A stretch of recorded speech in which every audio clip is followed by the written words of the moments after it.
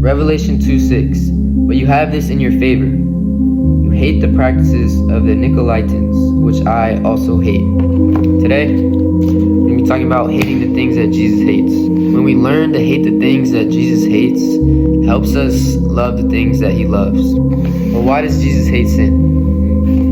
Jesus hates sin because he knows it takes us away from his love. Hate and love are reciprocal. They're opposites. So if you love one thing, you have to hate the opposite. And if you hate the opposite, you have to love the other one. You can't love two things that are opposites. You can't be on the fence. You can't, kind of love God. You can't just kind of love God but love sin. You can't be on the fence. It's one or the other. He wants us to hate sin so we can experience his love more. You have to understand, sin is not just like a rule. It's not like a rule book. If you sin, you're breaking a rule, God's mad at you. He's kind of annoyed that you, cursed. No, sin separates you from God's love. It's more than just a rule book that you follow and God will punish you. Sin brings us away from our salvation, from the love of God, because it separates us. Do you ever notice when you're falling down into a sin, it just feels quiet? You ask God, God, why can't I hear you? It's because you're starving your spirit and you're feeding your flesh. And that sin quiets down God. It quiets down his love. It brings us away from him.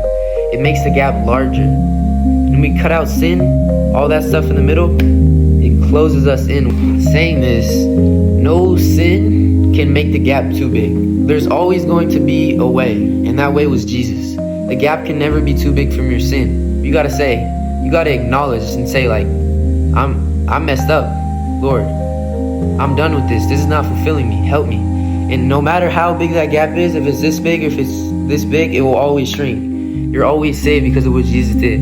Sin is not something to try to break on your own. It's not something to just a thorn you can just throw out, pick out and be done with it. You have to call on the Lord. After Jesus died on the cross, sin has no hold on us. If we call on the name of the Lord, we can always be saved. There's always a way out. He can pull us from sin. Don't try to do it on your own. Jesus has the power. No matter the temptation, no matter the, trial, no matter what, there's always a way out. We're no longer bound by sin. Jesus knew temptation. He knew there could have been an easy way out, but he chose the hard way. He was tempted in the forest by the devil. He was probably even tempted on the cross, He knew he was the Son of God. Yet he let people arrest him.